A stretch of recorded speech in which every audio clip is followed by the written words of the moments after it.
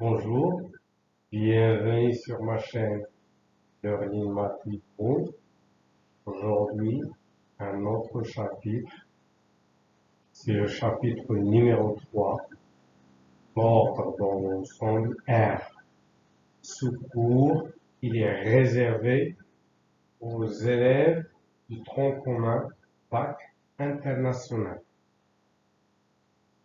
Cela, on va voir en ordre et opération dans l'ensemble R. Et on va commencer par l'ordre dans l'ensemble R.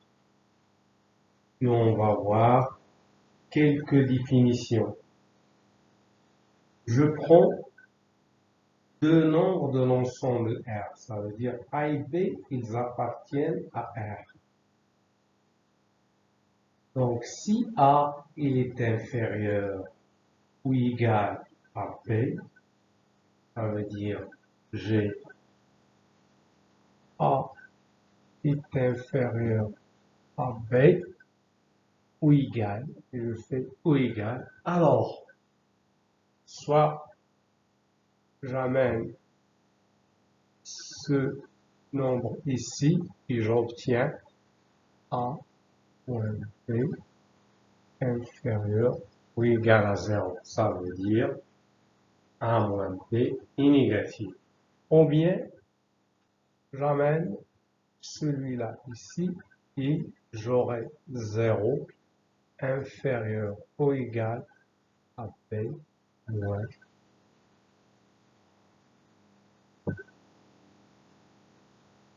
Je vais effacer donc moins A. Ça veut dire ce terme-là, il est positif. De la même manière, si A est strictement inférieur à B, ça veut dire A est inférieur strictement à B. J'aurai B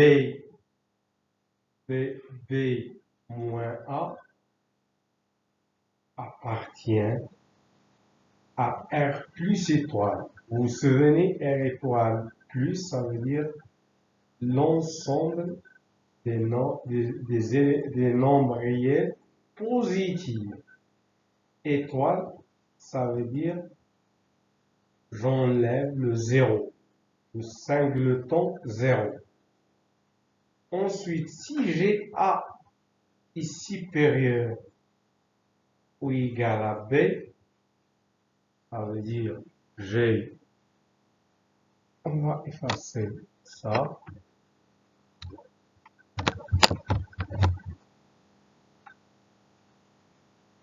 B, A supérieur à B. Alors, A moins B, j'amène ce terme ici, j'aurai A moins B est positif. Ou bien B moins A est négatif.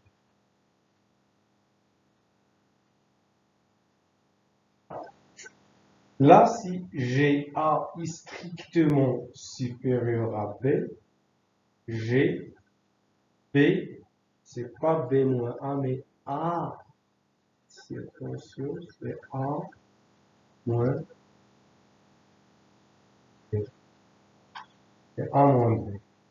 Ici, c'est A moins B qui est strictement positif. Quelques exemples. J'ai 2 sur 7 supérieur à 1 sur 7. De la même manière, racine de 2, il est inférieur à 2. Et moins 100, un nombre négatif, est inférieur à 1. Bien. On va voir quelques propriétés de l'ordre et les opérations. on commence par quelques propriétés. Je prends 4 nombres qui appartiennent à R, A et B, et C et D. Et je suppose que si j'ai A inférieur à B, et B est inférieur à C, donc j'ai A inférieur ou égal, je prends AB, et de même chose, B, il est inférieur ou égal à C. Alors, donc, par transitivité, je dis que A, elle est inférieure ou égale à C. Voilà, elle est inférieure ou égale à C. C'est simple, c'est la transitivité. Et si j'ai A est inférieur à B et C appartient à R, donc je peux ajouter le C et mon inégalité, il reste la même. C'est-à-dire, on va effacer ça. J'ai A inférieur ou égal à B. Donc, je peux ajouter, faire A plus C inférieur ou égal à B plus C.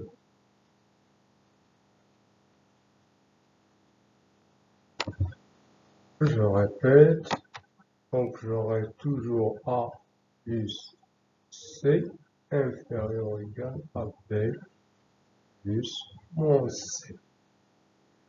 Comme je peux faire moins ici et moins ici. Mon inégalité inférieure ou égale, elle reste la même. Ensuite, si j'ai A inférieur à B et C inférieur à D, je peux faire l'addition, ça veut dire l'ordre est compatible avec l'addition. Comment ça? On va expliquer ça. Bon, j'ai A est inférieur ou égal à B et C est inférieur ou égal à D. Je peux faire l'addition ici, ici. Et j'aurai A plus B. L'inégalité, il reste la même. A plus C plutôt. Ensuite, A plus C inférieur à B plus B. Je répète, on va bien écrire ça. J'aurai donc A plus C inférieur à B plus, pardon,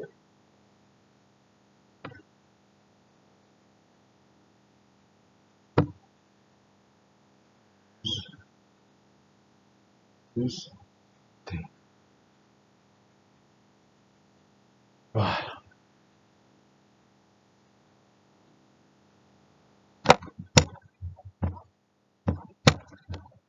Donc, pour l'addition, je peux faire l'addition, pas de problème. Ensuite, si j'ai un nombre positif, un réel positif, c'est positif, strictement positif. Et si j'ai A est inférieur à B, alors je peux faire la multiplication facilement et en même temps la division facilement sans changer les inégalités. Attention, attention. Voilà. inférieur égal, inférieur égal, inférieur égal.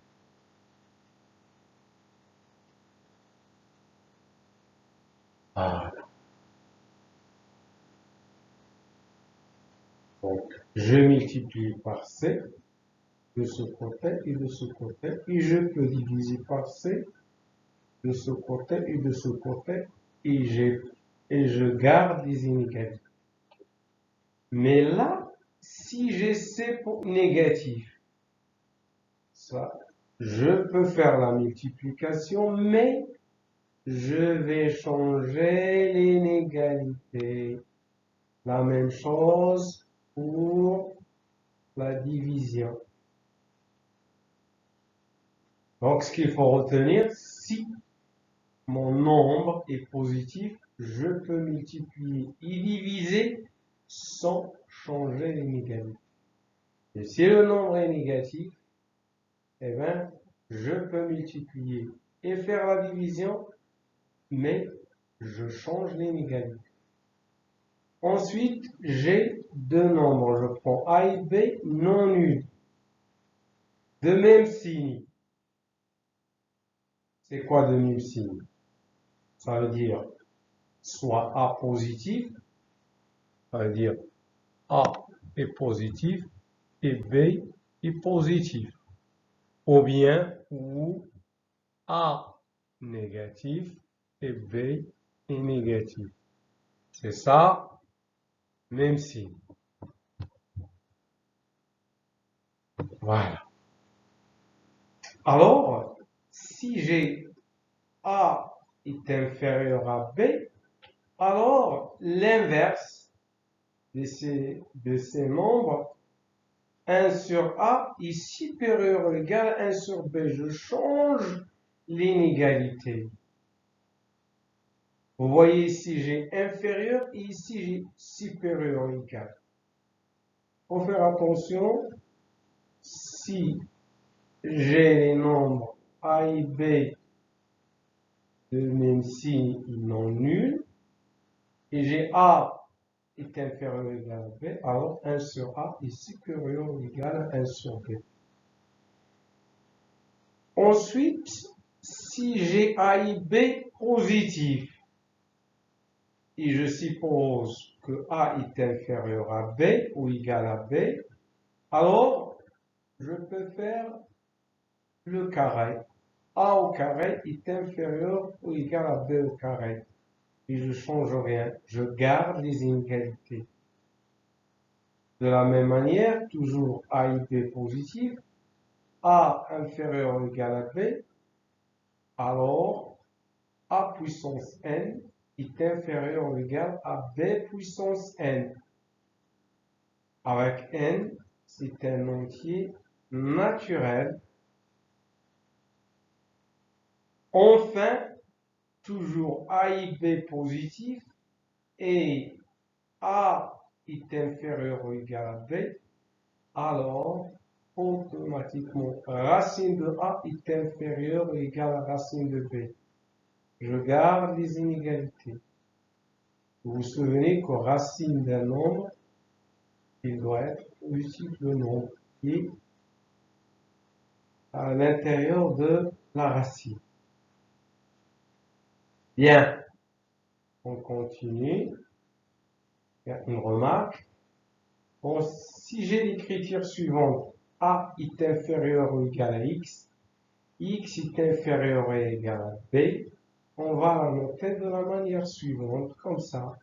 X, et on dit que X est compris entre A et B. X est compris entre A et B. Ici, j'ai strictement inférieur ou bien strictement supérieur, à strictement supérieur et strictement inférieur. Je dis que je vais lire que X est strictement compris entre A et B. Voilà. On arrive aux intervalles. C'est quoi un intervalle? Le mot intervalle, c'est quoi? Pour le mot intervalle, la définition d'un intervalle, c'est une distance d'un point A à un point B. J'ai ici A et j'ai ici un B.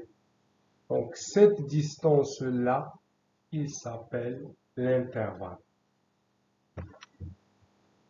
Vous vous souvenez que l'année dernière, vous avez utilisé les inéquations et vous avez utilisé les intervalles,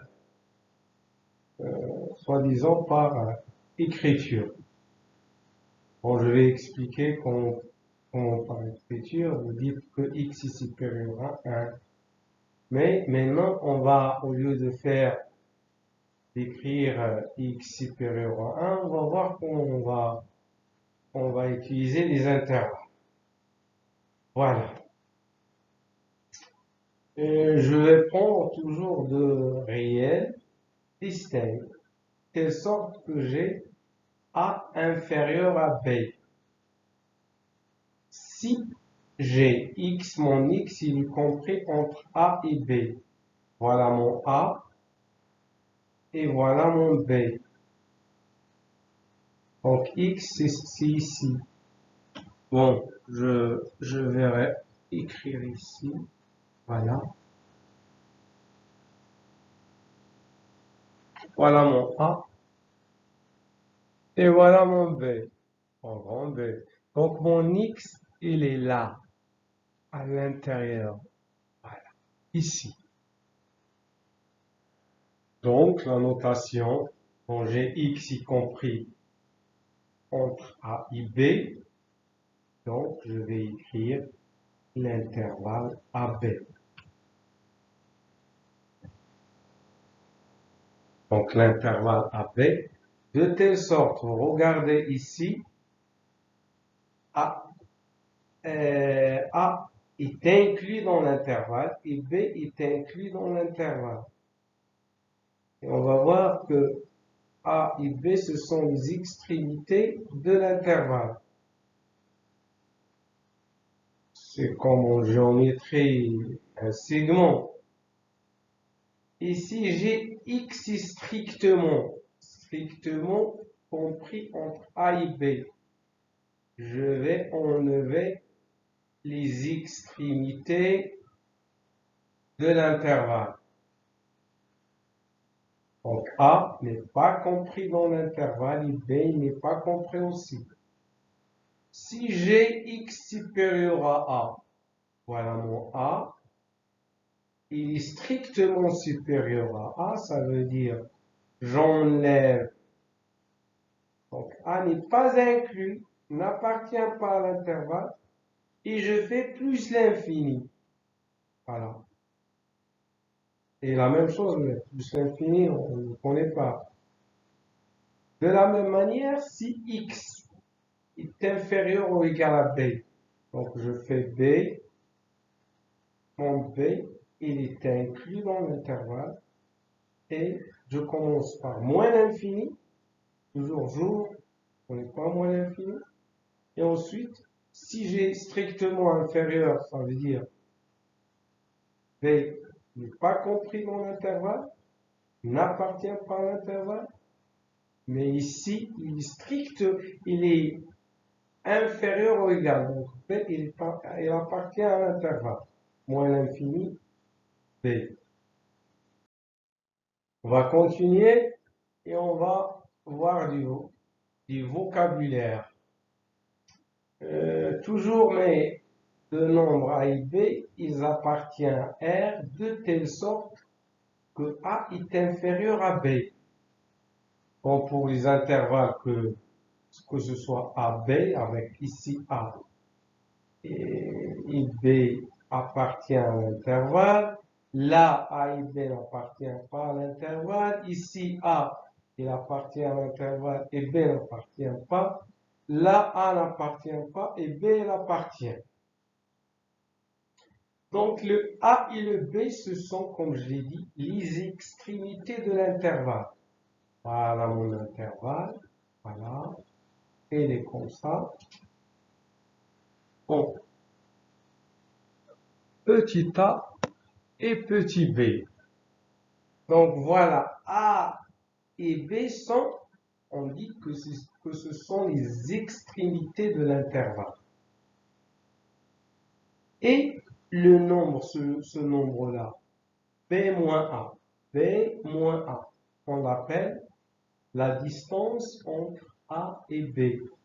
Pourquoi on a fait b-a?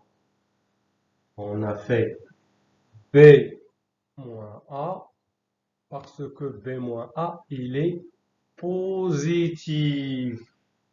b-a est positif. Pourquoi il est positif? Tout simplement parce que on a dit que A il est inférieur à B. On a dit que A est inférieur à B.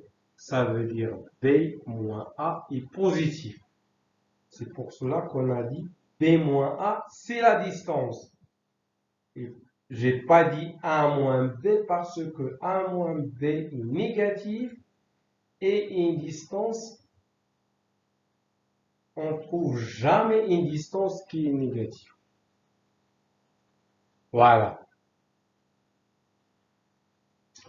De la même, ensuite, ce B-1, on peut l'appeler aussi la longueur ou bien la capacité de l'intervalle. Bon, les intervalles précédents, que ce soit AB ou bien AB, AB, AB avec A y compris, B compris, ou bien ne sont pas inclus, etc. Ensuite, la somme de A plus B sur 2, il représente ce qu'on appelle le centre de l'intervalle. Et le nombre positif B moins A sur 2, là, B moins A sur 2, c'est ce qu'on appelle le rayon de l'intervalle. Si j'ai la même distance. Et le milieu, on appelle le rayon de l'intervalle. Et les deux symboles, comme j'ai dit, moins l'infini et plus l'infini, ne sont pas des nombres. On ne les connaît pas. Donc, R, l'ensemble R étoile plus, on peut l'écrire comme ça ou bien comme ça. Ce plus ici et l'étoile en haut. Ou bien plus et juste à côté, étoile. Donc, on a dit que c'est un ensemble des nombres positifs. Et 0 n'est pas compris. Donc, on va enlever, n'est pas inclus le 0, le singleton 0. Et R plus, voilà, c'est 0, il est inclus, donc c'est 0 plus l'infini. De la même manière pour R moins, étoile, c'est comme ça. 0 n'est pas compris, vous voyez que là, 0, il n'est pas compris. Et là, par contre, là, 0, il est compris. Et ensuite, un ensemble vide, c'est un ensemble qui est vide. Il n'y a rien. Il n'y a rien dans cet ensemble. Et on le note comme ça. Un 0 barré. Voilà, on arrive à l'encadrement. Bon, encadrer un nombre réel x, c'est l'écrire sous cette forme. Entre A et B, que ce soit ou bien cette forme, ou bien cette forme, ou bien comme ça. Voilà, il est compris là, il est compris entre A et B. Là, il est strictement supérieur à A, mais inférieur ou égal à B, et ainsi de suite. Et le nombre positif pour ce que j'ai A est inférieur à B. B moins A, il s'appelle l'amplitude de cet encadrement. B moins A, c'est l'amplitude de cet encadrement. Donc, je répète, encadrer X, c'est l'écrire sous forme de ces expressions. Ça veut dire que X il est compris entre ces nombres-là. Si je trouve X compris entre A et B, je peux dire que j'ai encadré X. Pour un exemple, je peux encadrer, si j'ai mon X, il est compris entre 1 et 2, donc voilà, j'ai encadré X entre 1 et 2. Donc mon intervalle, elle est là. C'est 1 et 2. Pardon. Mon 1, voilà, et mon 2. Eh bien, ensuite, on va voir deux notions très importantes. L'intersection et la réunion des intervalles. Là, il faut faire très attention. On va commencer par l'intersection. Soyez très attentifs. Voilà. C'est quoi l'intersection? Bon, je prends deux ensembles, A et B. Donc, l'intersection de ces deux ensembles, c'est les éléments communs à ces deux ensembles. Donc, j'ai deux ensembles A et B.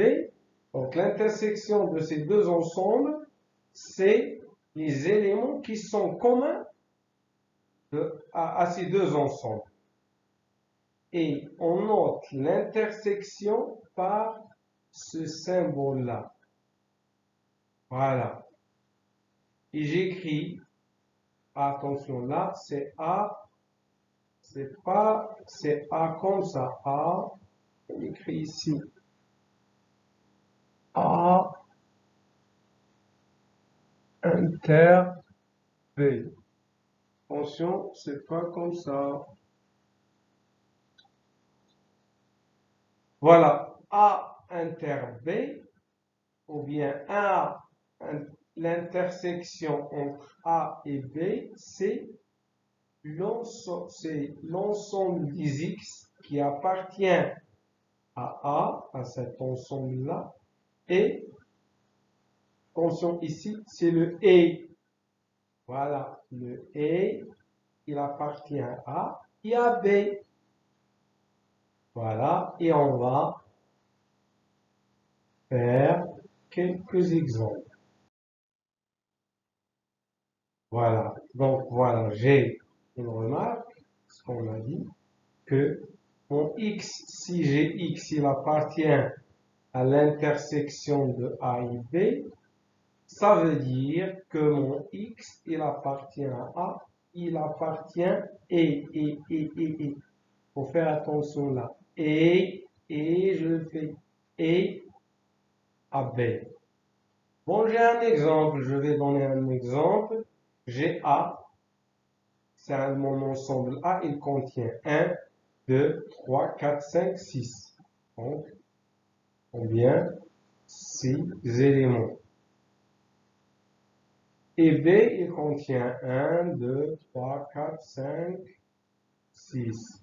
6 éléments, mais il contient moins 1, 2, 4, 6, 44 et 50. Pour les éléments qui sont communs, 1, non. 2, oui. Voilà, 2, il est là. Il est là. 3, non. 4, oui. 4, il est là. 4, il est là. 5, non. 6, oui, il est là. Et il est là. 44, non. Et 50, non. Donc, l'intersection, si je vous demande. Donc, l'intersection entre ces deux ensembles A et B est égal 2, 4 et 6. Voilà. Donc, vous répondez comme ça. L'intersection de ces deux ensembles A et B, c'est 2, 4, 6. Et on va voir. Voilà. Voilà. Voyez l'ensemble B, les éléments de l'ensemble B et les éléments de l'ensemble A. Et voilà l'intersection. Ça, c'est l'intersection. Bon, si je vous demande, voilà un ensemble B et un ensemble A.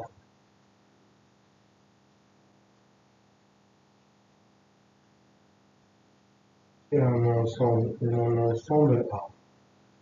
Quelle est l'intersection entre A et B? L'intersection entre A et B égale l'ensemble vide. Voilà. Ici, pardon,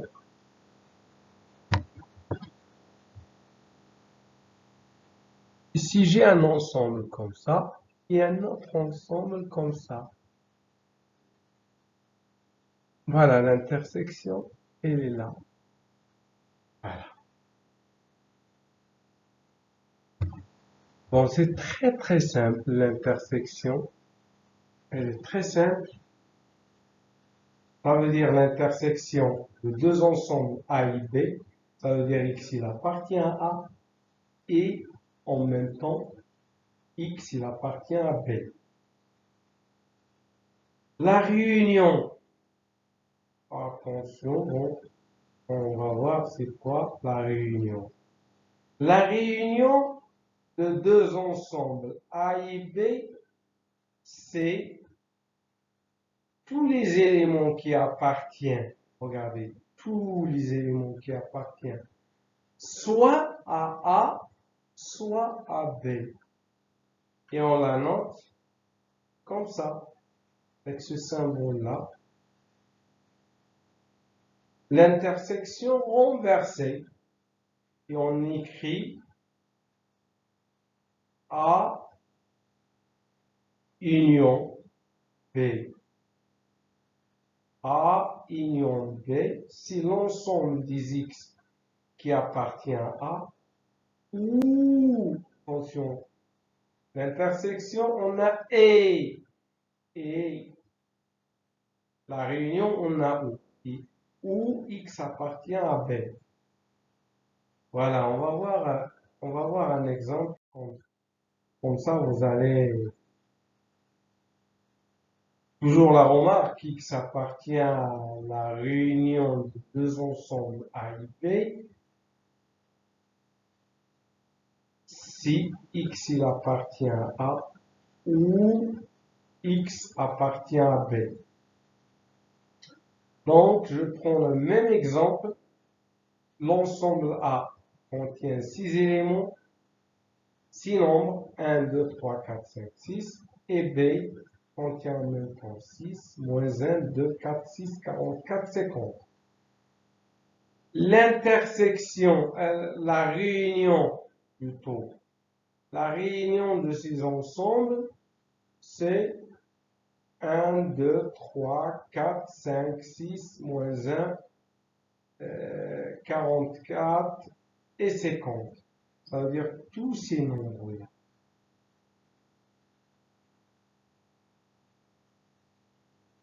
Donc, je peux écrire la réunion entre A union B est égale, je commence, moins 1, 2, 3, 4, 5, 6, 44. et 50. Voilà la réunion entre ces deux ensembles.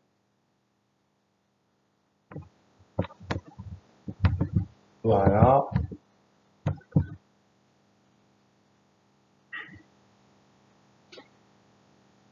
Là, on va passer à la valeur absolue. Une notion très, très, très importante.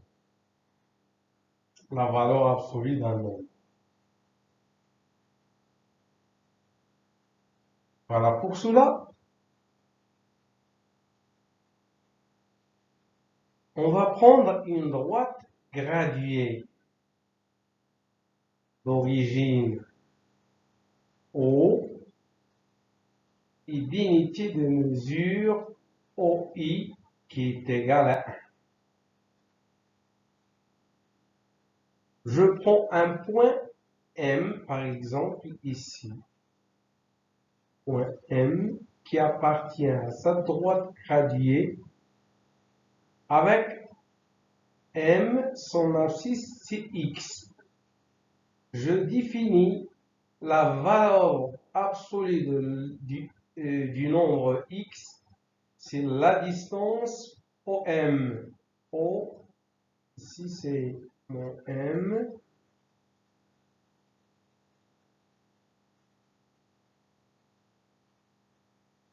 Donc la distance OM, c'est la valeur absolue de X. Et comme la valeur absolue de X, c'est une distance, donc la valeur absolue, elle est toujours positive. Positive. Parce que c'est la valeur absolue. Attention, attention. On donne quelques exemples. La valeur absolue, on l'écrit comme ça. Donc la valeur absolue de X, elle est égale à X quand X est positif. Il est égal à moins X quand X est négatif. On donne un exemple. Pour X positif, la valeur absolue de 3. 3 est positif, elle est égale à 3. Pour X négatif, la valeur absolue de moins 3, c'est moins 3, moins 3 égale 3. Ce qu'il faut retenir, c'est que la valeur absolue d'un nombre est toujours positive. Regardez, la valeur absolue de 3, c'est 3. La valeur absolue de moins 3, c'est 3. La valeur absolue est toujours positive, c'est une distance. Donc, la valeur absolue d'un nombre est toujours positive.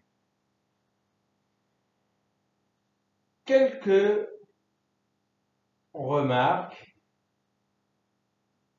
Ce que j'ai dit, donc, pour X, quand X est positif, ça veut dire qu'il appartient à l'intervalle 0 plus l'infini. La valeur absolue de X est égale à X. Et quand X est négatif, ça veut dire qu'il appartient à l'intervalle moins l'infini 0. La valeur absolue de X, c'est moins X. La valeur absolue de 0, c'est 0. Et la valeur absolue de moins X est égale à la valeur absolue de X. Et la valeur absolue de X est, comme je l'ai dit, toujours positive. Je prends quelques exemples. La valeur absolue de 1 moins racine de 2. Bon, comment est ce nombre-là? Est-ce qu'il est négatif ou positif? Bon, racine de 2, c'est 1,4, etc. Donc, racine de 2 est supérieure à 1. Donc, ce nombre-là, il est négatif.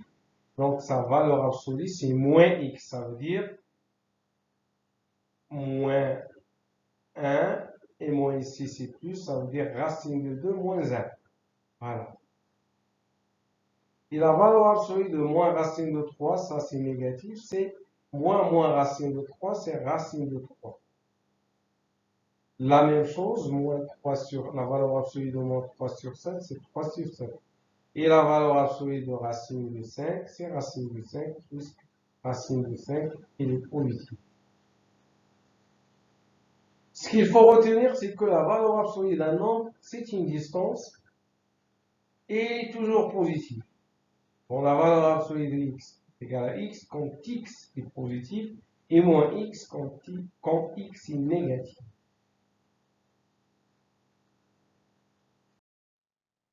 Voilà quelques propriétés de la valeur absolue. Pour tout x qui appartient à R, on a racine carrée de A au carré est égal à la valeur absolue de A. Voilà, j'ai racine carrée de x au carré est égal à la valeur absolue de x. Ça, il faut le retenir. On va l'utiliser tout le temps. Ensuite,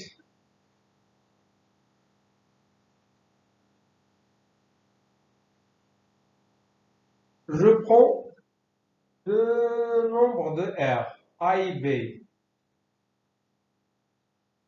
La valeur absolue de A fois B, c'est la même chose, il est égal à la valeur absolue de A fois la valeur absolue de B. C'est la même chose. Et la valeur absolue de A puissance n est égale à la valeur absolue de A et je fais sortir, je sors l'exposant. Voilà. Donc n, il devient là, en dehors de la valeur absolue. Avec mon n, il appartient à n. C'est un entier naturel. De la même manière, la valeur absolue de a puissance moins n, je dois sortir. Donc, je sors le moins n est égal et je sors l'exposant. Donc, est égal la valeur absolue de a et moins n. Avec a différent de 0. Ensuite, pour tout nombre a et b qui appartient à R, j'ai toujours ça. La valeur absolue de a plus b est inférieure à la valeur absolue de a plus la valeur absolue de b. Bien. De là, ensuite, je prends un nombre b de R étoile et j'ai la valeur absolue de 1 sur b est égale à 1 sur valeur absolue de b. De la même manière, le b qui appartient à R étoile, avec A aussi appartient à R, la valeur absolue de A sur B est égale à la valeur absolue de A sur la valeur absolue de B. De la même manière, si A et B appartient à R, pour tout nombre A et B de R, si j'ai la valeur absolue de A est égale à la valeur absolue de B, ça veut dire que A est égal à B ou bien A est égal à moins B. Voilà, j'ai la valeur absolue de A égale à la valeur absolue de B. Ça veut dire j'ai A égale à B ou bien A égale à B. Voilà, pour retenir ces propriétés-là. Et ensuite, on passe à la distance et la valeur absolue. Soit une droite graduée d'origine O, notons A l'abscisse d'abscisse A. On soit donc, un point d'abscisse A et B, c'est un autre point d'abscisse B. Le nombre positif B moins A est appelé la distance entre les points A et B et on le note AB égale B moins A. Quand je prends ma droite graduée, il est comme ça d'origine. Donc en haut, donc je prends le haut ici, mon I, elle est là. Je prends le point A, elle est là, petit a. Et mon point B, ici, petit b. Donc la distance AB, on se souvenez toujours que la distance est toujours positive. La distance est toujours positive. C'est la valeur absolue de B, abscisse B moins A. Ça veut dire c'est l'abscisse du point B moins l'abscisse du point de valeur absolue. Ça, c'est ce qu'on appelle la distance.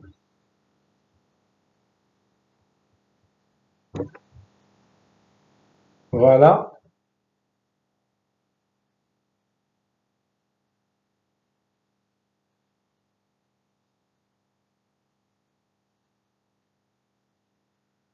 Ensuite, quelques propriétés.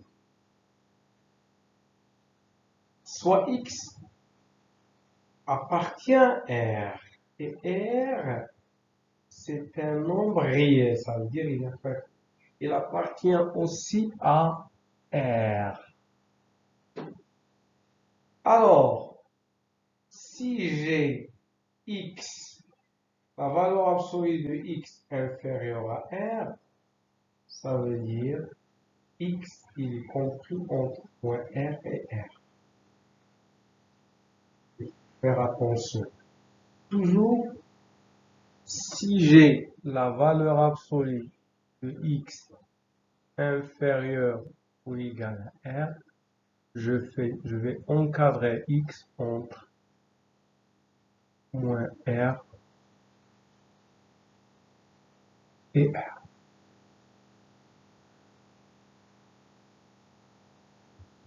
Voilà, je vais encadrer X entre moins R et plus R. Voilà. Strictement inférieur, c'est la même chose. J'enlève, ça veut dire R, il n'appartient pas à l'intervalle. Mais si j'ai la valeur absolue de X est supérieure à R, ça veut dire, donc j'ai valeur absolue de X, il est supérieur à R. Donc qu'est-ce qu'on a dit? On a dit soit, alors X, il est supérieur à R, ou bien moins X supérieur à R, et je fais alors X, et je vais multiplier par moins 1 à moins R. Voilà.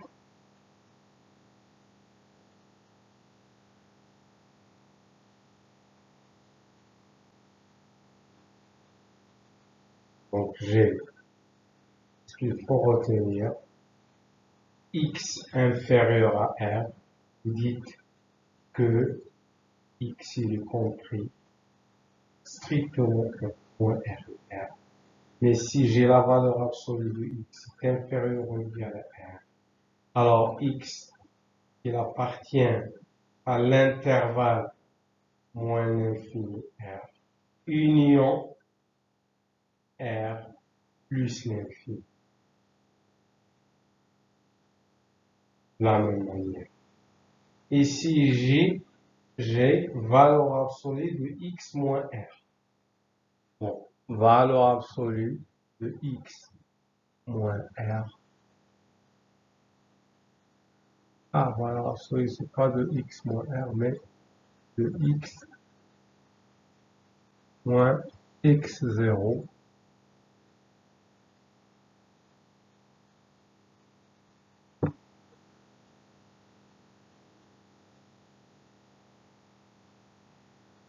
Pardon, est inférieur à r. Bon, je pose ça, grand X, ça veut dire x moins x0, il est compris, moins r et r.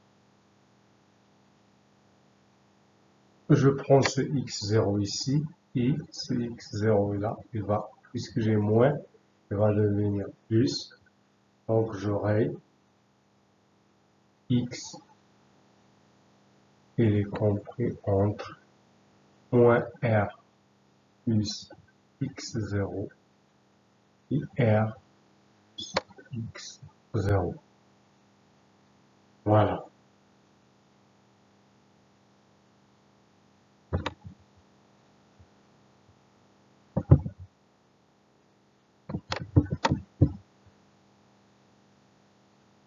Et ensuite, on va dire que l'intervalle AB, c'est x0 moins r et x0 plus r. Voilà. Mon A et mon B. Avec x0, c'est a plus b sur 2, c'est le centre de l'intervalle comme on a vu. Et le rayon, c'est b moins a sur 2.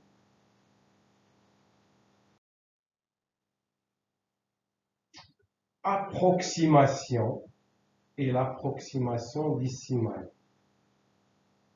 On commence par l'approximation et on donne quelques définitions. On prend x appartient à r. Et r, petit r, c'est un réel strictement positif. Ça veut dire r, petit r, supérieur strictement à 0, appartenant à R étoile plus. On dit que A, voilà, est une valeur approchée ou bien une approximation de X à R près ou bien à la précision R lorsque X, il vérifie la relation suivante. Valeur absolue de X moins A est inférieur ou égal à R. Ça veut dire A, c'est une valeur approchée ou bien approximative de x à r près, ou bien à la précision de r. Ensuite, on dit que a est une valeur approchée par excès, ou bien approximation par excès de x à r près, ou bien à la précision de r lorsque x vérifie la relation suivante. X il est compris entre a et a plus r. De la même manière, par excès et ici par défaut, si x il vérifie la relation suivante, a moins r inférieur x est compris entre a moins r et a.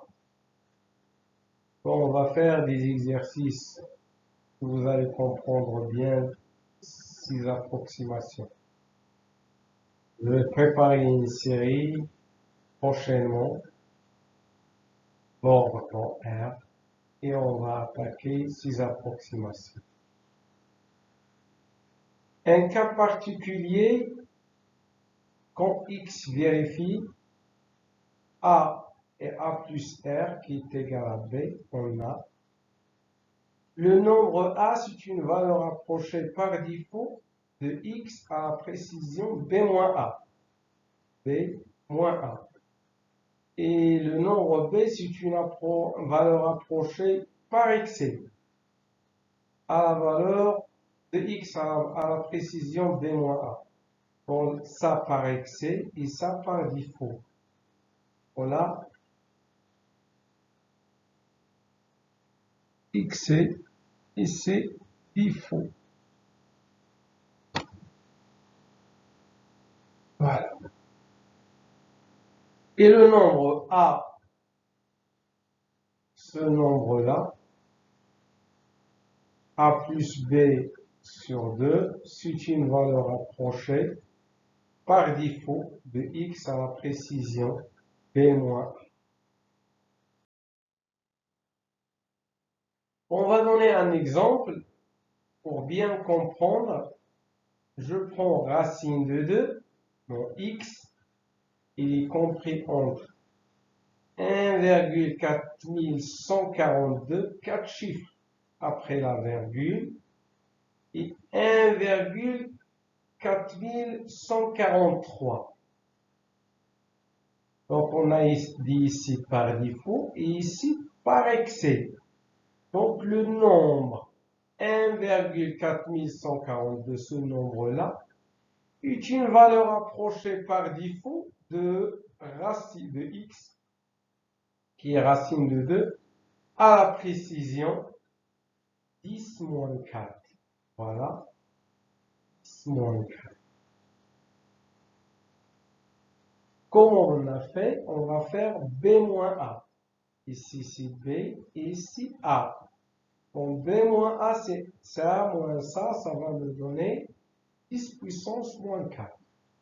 0,001, c'est 10 puissance moins 4. Donc, le nombre 1, ce nombre-là est une valeur approchée par défaut. Et celui-là, c'est une valeur approchée par excès.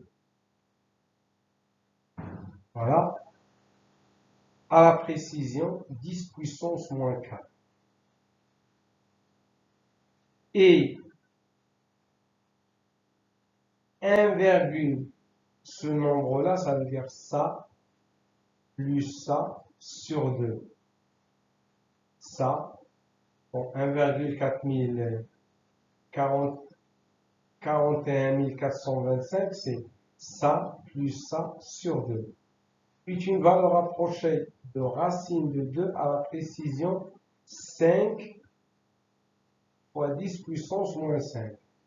Donc j'ai b moins a, c'est ça moins ça sur 2, ça va me donner 10 puissance moins 4 sur 2, c'est 0,005, c'est 5, 10 puissance moins 5. Et j'espère que vous avez compris le cours. Et je vous remercie. Et à la prochaine vidéo, comme j'ai dit, la prochaine vidéo, on va attaquer, Inch'Allah, les exercices.